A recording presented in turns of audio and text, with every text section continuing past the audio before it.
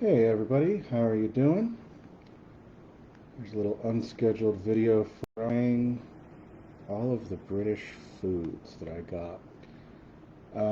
So if you missed it last week, go back and watch my last video about my trip to the UK in exhausting detail.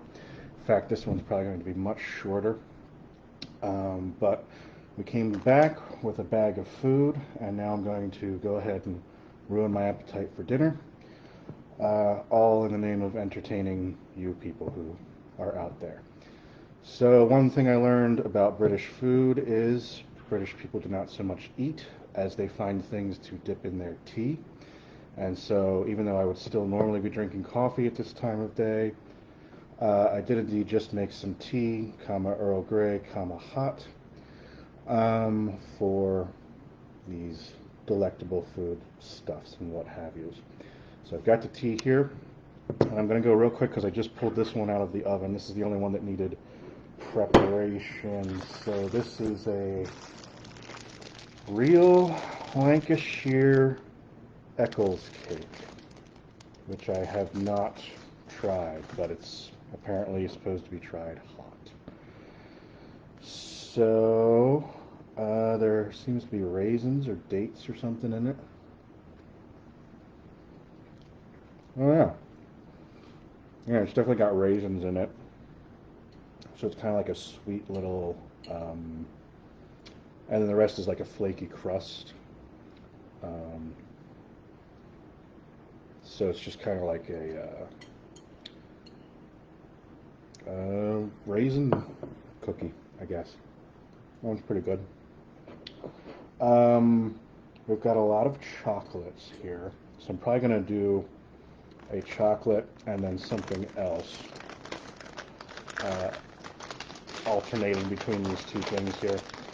So here we have a Galaxy Smooth Milk, which I think was one of the things I actually ended up eating on the recording last time. And they break just like Hershey bars. And Galaxy is apparently what everybody swears by over in Wales. So, as I recall, yeah, it's like a really milky Hershey bar, like super, super milky. Um, I don't know what percentage of milk goes into milk chocolate. I generally prefer that to dark chocolate, but whatever this is even milkier than that. All right, so now we said we're going to alternate. Oh, yes.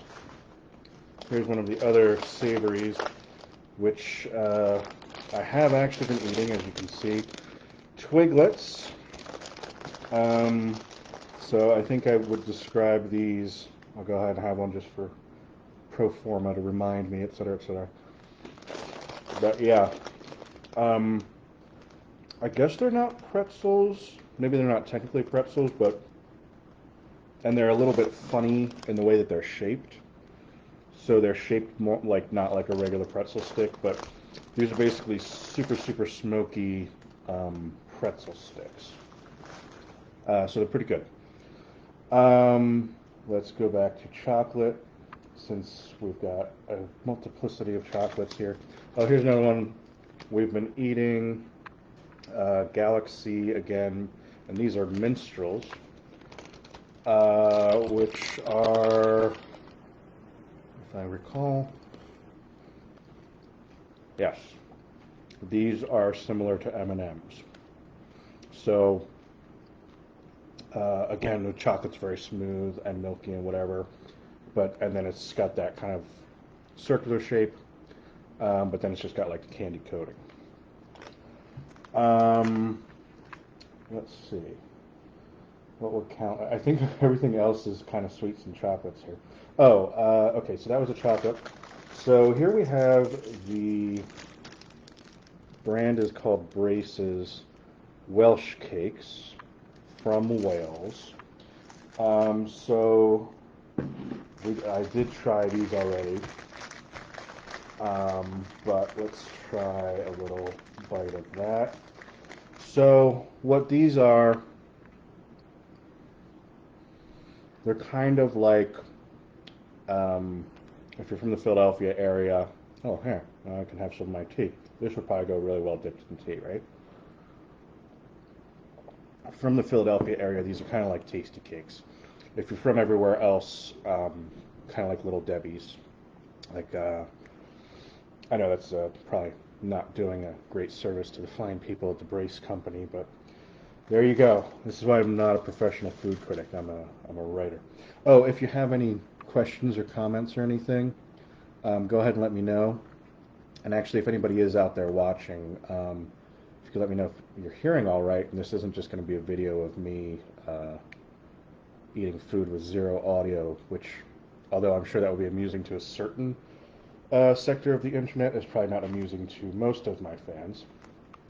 God, I wish I'd come up with a better system for this. I probably should start moving things as I'm trying them. Alright, so Galaxy Smooth Milk, Galaxy Minstrels, Welsh Cakes. We tried the Eccles Cake, and let's try another candy, Cadbury, which is the other thing, the other big swinging dicks over in Great Britain.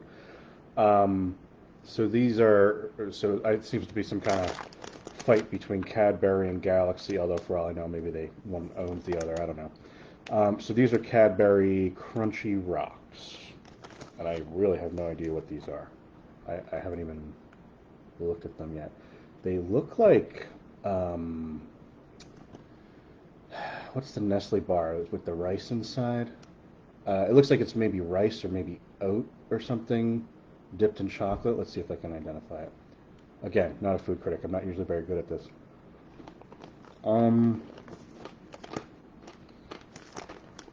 maybe it's caramel. It's really good. It tastes kind of like a, yeah, again, I'm going to compare it to a Little Debbie, the little Starburst Debbie. It's got to be caramel. Oh, cornflakes. Okay, clusters of milk chocolate with cornflakes and honeycombed pieces. Okay, so it's like chocolate-covered frosted flakes, I guess. So these are pretty good. I think that's all the savories. But, now these almost did not make it to this video, but I decided last night when I was about to finish them that I should probably hold on in case I make a video. So this is the McVitie. I destroyed the package. I've been eating it since we were in Bath. And these are McVitie's Digestives, which is a terrible name for a cookie, but they're not bad, actually. So this is kind of what they look like. They're like chocolate-covered, I don't know, shortbread or something. Nation's favorite milk chocolate. I don't know, that's just what it says. The nation's favorite milk chocolate. So you take and you dip in your tea, right? Because it's a digestive, I guess. And then that really seems like a food that was designed for dipping in tea. That seems what it's for. It's not too sweet, except for the chocolate. None of these things are super sweet, which I remember when I lived in, well, I didn't live, I studied in Germany a little bit. The Germans often complained that what we call bread, they would call cake, because we Americans put so much sugar into our white bread. So this is, more of a European snack in that sense. It's not super sweet. All right, McVitie's Digestives. We held on for almost 2 weeks with those. Oh, I do have another savory, but let me go back to the chocolates. Oh, here's one I think I just opened. So this is another Cadbury, and this is Cadbury Dairy Milk. Okay, so maybe this is probably a direct comparison to the Galaxy, because I think that was also called Dairy Milk. And again, it breaks off like a Hershey bar.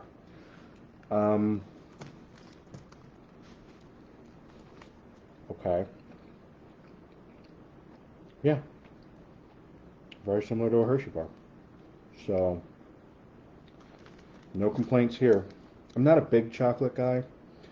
Um, I like candy bars now and then.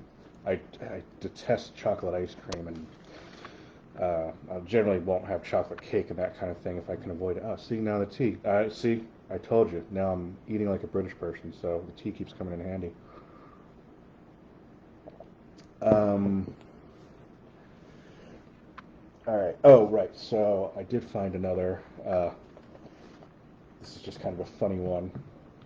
Uh, so I mentioned this on the travelogue last week, if you want to call it that. Pringles, I am indeed very familiar with Pringles. I ate many a Pringle in college and many a Pringle in Iraq, and I don't think I've had any since then. But these are prawn cocktail Pringles, which if I show them in the camera in the right fashion, you could actually see. So prawns, we learned when we ordered prawns in, I think, Bath, are shrimp. They're not really what we call prawns. So I think anytime you order prawns in Great Britain, you're going to get shrimp. Now, I am also not a good person to review these because although, as I said, I ate many a Pringle when I was younger, I've never really cared for this particular kind of snack where it's kind of covered with a powder, you know. So like I don't eat Doritos and I don't eat stuff like that where it's kind of flavored that way. But I'll try to put that aside and see if I can taste the shrimp cocktail here. I wonder if it's supposed to also taste like cocktail sauce or something. Because it indeed says prawn cocktail and not just prawn. So I don't know.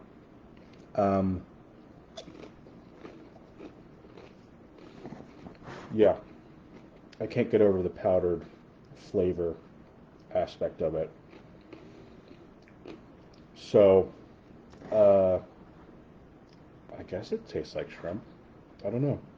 I'm sure my girlfriend will enjoy these quite a bit, though. In fact, we have been up until now. Not my cup of tea, so to speak.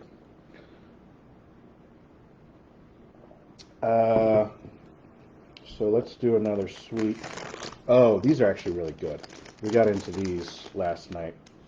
So these are called Maynard's Wine Gums. And they're so fucking bizarre that I did actually have to look it up and find out a bunch about this. So, fundamentally, they're like Starburst, I guess, or one of those fruit snacks. You know, we call them fruit snacks, but like fruit roll-ups or something when we were kids, or maybe a gummy bear in a certain sense because they're gummy, they're wine gums, but they're not flavored like wine per se. They're just flavored like fruit, but for some reason they all have the name of a wine on them. So this one says sherry. I don't know if you can tell that. That's not a terrible shot. So it says sherry. So they come in different colors, and then they each say a different kind of wine on them, but then they don't taste like wine. However, they are really fucking addictive, and we destroyed this bag within a day of opening them. So, like I said, nothing here is sweet to an American palate. So it's not super sweet, but it's pretty tasty, addictive little Starburst kind of thing.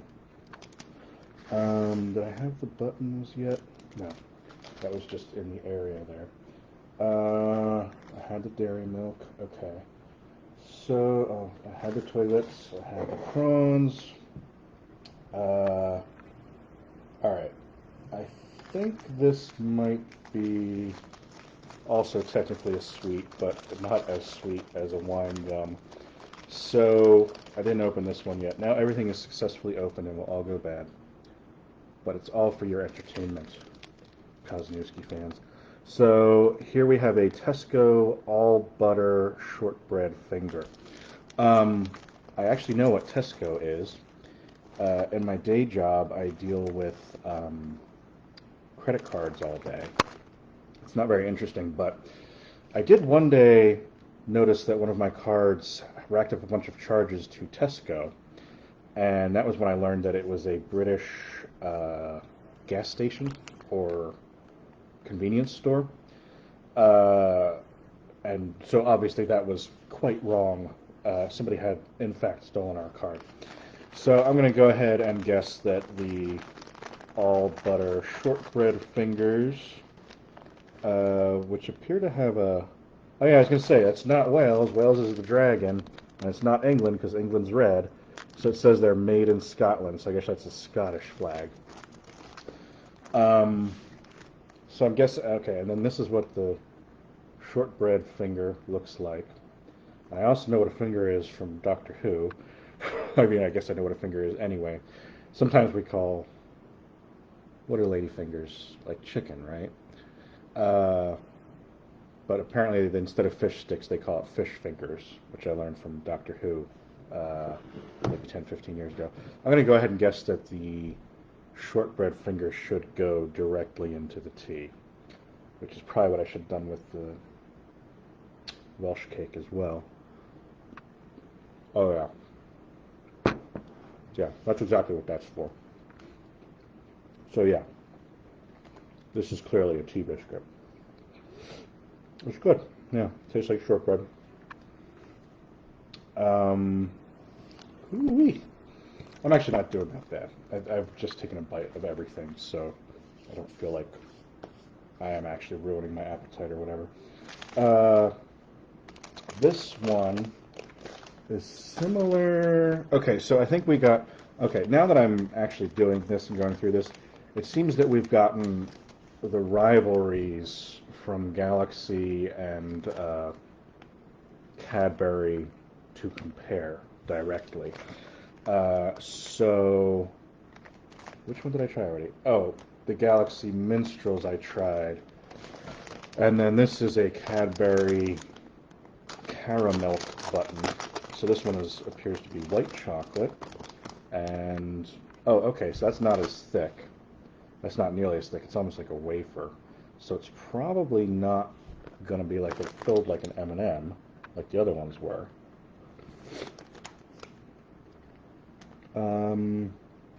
Yeah, it's interesting. It tastes like just solid white chocolate, but it says golden caramel chocolate. 100% sustainably sourced cocoa. I'm not sure what this is. Okay. White chocolate with caramelized milk powder. Okay, so I'm right. It is white chocolate. I don't know what caramelized milk powder is, but I guess white chocolate with caramel.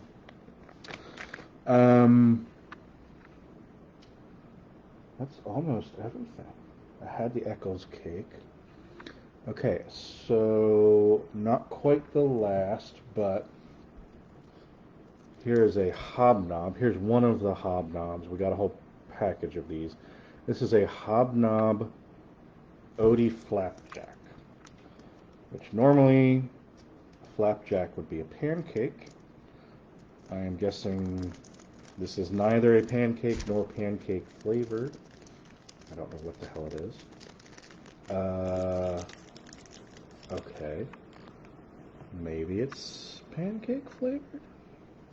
I should probably go directly in the tea, I'm guessing. Alright.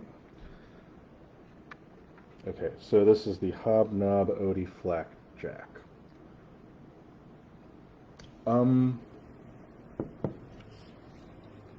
Yeah, okay. So it's definitely oat. Again, not super sweet.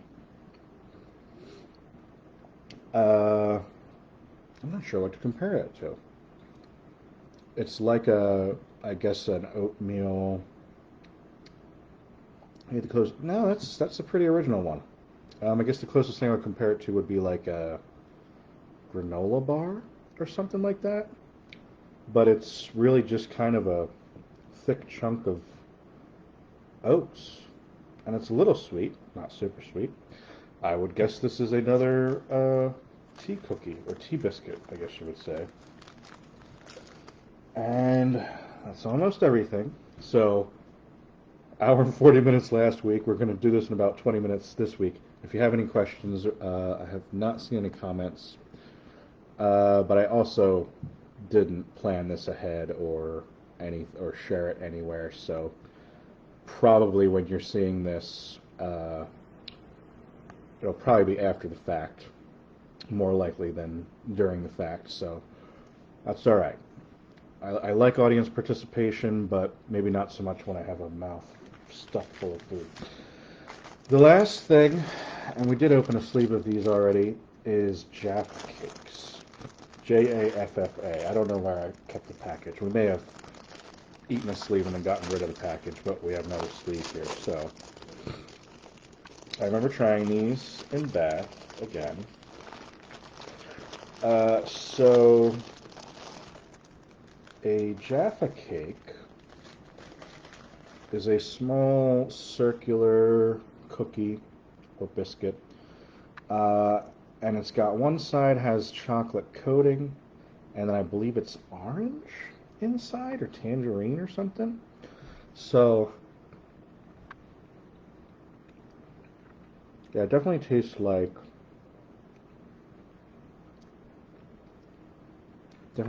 orange or something inside.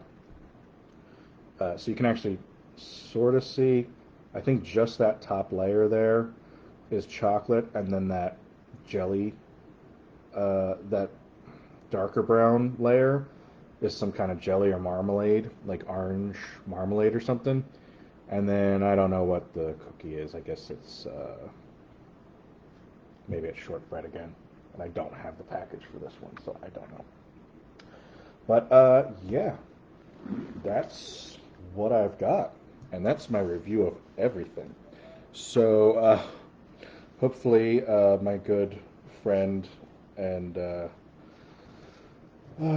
fellow editor and writing partner and assistant, Kaylee Dobbs, who gave us all of this stuff, will now have this to watch and see the mostly in real time reactions. And for the rest of you who are from the UK, let me know how far off and how obviously wrong and stupid I assume I am about most of these foods, um, and how much you like Galaxy and or Cadbury in the comments. And like I said last week, I'm going to try and keep doing more live videos like this. I'm not sure I'm ready to commit to a recurring segment yet. So like last week I did Tuesday. This week I'm trying Monday. It sucks working, but I also can't really commit to weekends. I got to figure something out. Let me know what you guys might like, what might work for you. Um, and again, yeah, 2 weeks in a row now here I've done about 536, so with very different results. This week was very subdued, but again, like I said, last week I scheduled it a little bit ahead of time. I got some commitments. This week I just want to see. Oh, pardon me. That British food must be getting to me. It's all, colonizing something in my stomach down here. That's a little not particularly funny joke about British history. Uh, so let me know what you think would be good time frames and that kind of thing if you wanted to start doing this regularly. I always go back and forth about doing stuff like this because I love talking to you guys. I love the interaction. Um, I would love to do a podcast. That doesn't really lend itself to something live. And I also can't think of anything. I've come up with a few ideas for a podcast, but for the most part, that's something where I don't need another podcast in the world of horror authors talking to horror authors. Um, but maybe if I could come up with something clever and different, I might actually follow through on that. But I think for now, I do want to get back into more of this live streaming kind of stuff. In honor of, I'm wearing my Jay Wilburn T-shirt, which, speaking of which, I just saw that he was entered into the Splatterpunk Hall of Fame. That's not the word.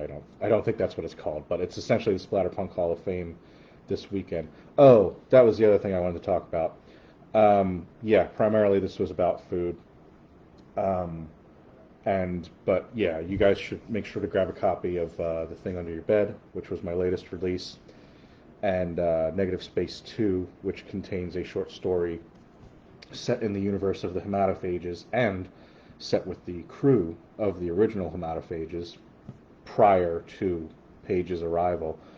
But while we're here, I've been pretty mum about the Splatterpunk Awards, and that's not a function of anything in particular. Just, I don't always, I know it's terrible for a public figure, but I don't always go and shit everything I think online immediately. But it's been a couple of days. People have had their time to celebrate. So if you were unable to be there at KillerCon Live, they did not broadcast it this year. So I found out from Twitter, the same as the rest of you, that I did not win in my category. I was nominated for Best Short Story. But as soon as I saw that I had been nominated and that I was up alongside Bridget Nelson for Jinx, I was like, well, this is over. I'm just pulling up the winners right now. I know who they all are, but I don't want to miss someone. So yeah, I've known since I was nominated that Bridget was going to win for Jinx. All I've been hearing about in the short story arena this year is Jinx. I have not read it yet. I was and I am reading a Bouquet of Viscera, but then I went on my trip and that kind of interrupted it. So I have not gotten to Jinx yet, but based on what I have read of Bouquet of Viscera, Bridget also deserved the best collection, which she also won. So that was a two for this year. I'm not sure if anybody else has done two in 1 year, has had two wins in 1 year. Correct me if you're sure. I'm sure it's an easy thing to look up, but I think that might be the first time that's happened. So she took both Best Collection and Best Short. So let me go from the bottom here. Okay, so Jay was inducted into the Splatterpunk Hall of Legends, it's called, and deservedly so. I was crying like a child again this morning when I saw that Jay had been inducted. I don't know why. I knew it was happening. I don't know why seeing his picture.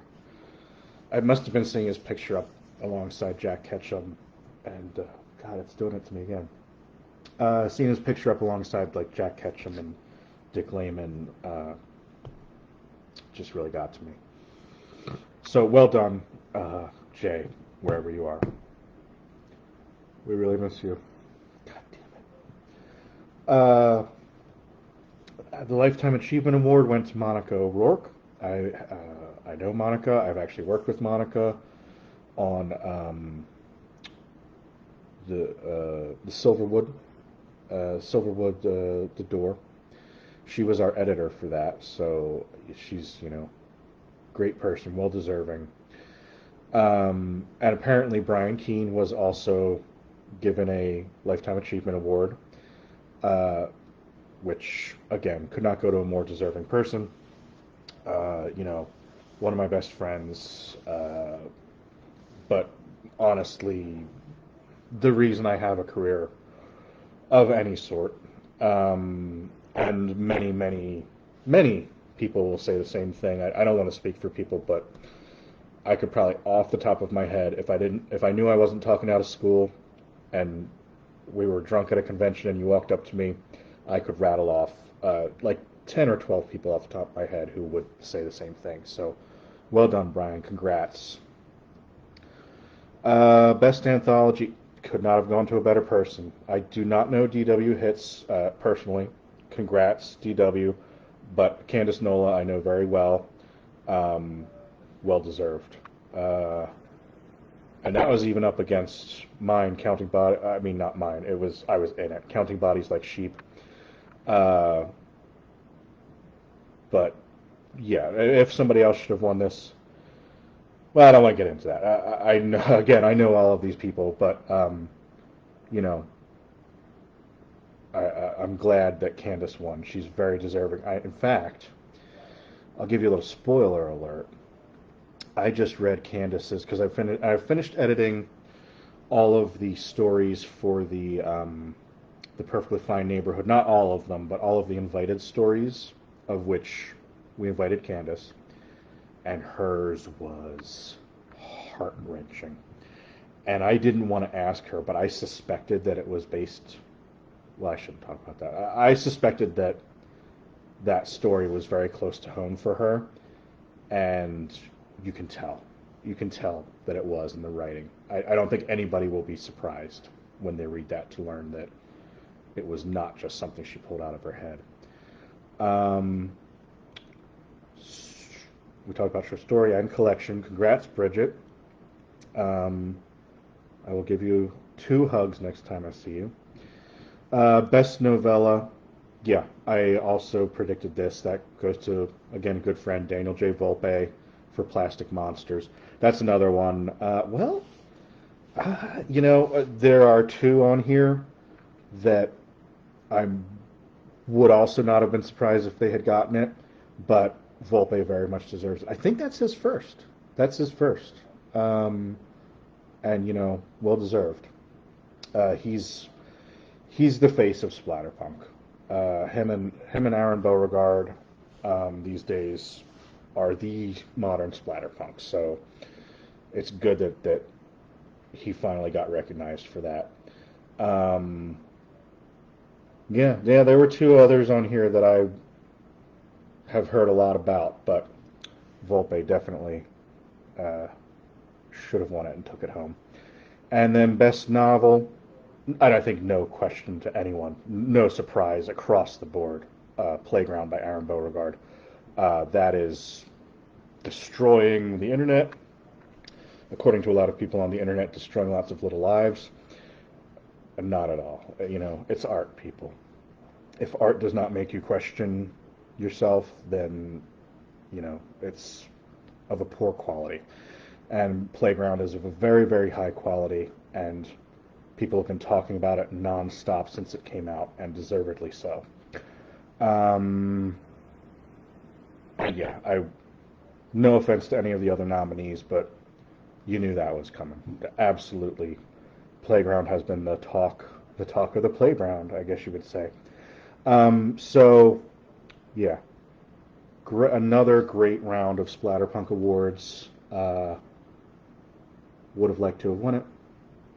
Knew that I wasn't going to, which is pretty much the situation I was in the first year I was nominated for Splatterpunk, because I was up against Edward Lee. So there's another thing. I don't know if I can reveal that yet. All right, what the fuck? I sent a manuscript to Edward Lee recently, and I asked him for a blurb, and I said, I don't know if you remember me. We met at KillerCon a few years ago, and he said, "Of course I remember you. Please send it along." I have the most, the kindest blurb I've gotten in a long time from the master. It's really great. I'm really excited about this. Um, all right, everybody. So I will catch up with you next time. Thanks for tuning in. Hope you enjoyed your British mukbang.